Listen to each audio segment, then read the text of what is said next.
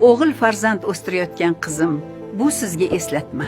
O'g'lingizni ulg'aytirayotib, bir oila uchun ustun va mas'uliyatli shaxsni ulg'aytirayotganingizni yodingizda tuting. U ko'chadan g'iybat olib kelgan birinchi kundayoq bu odat yomonligini va erkak kishiga yarashmasligini tushuntiring.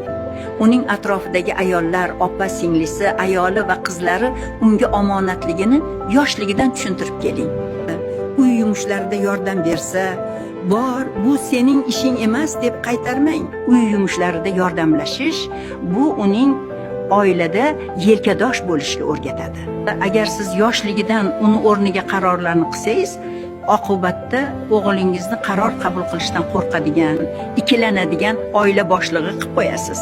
O'g'il bolalarni tarbiyalashda otaning o'rni juda katta.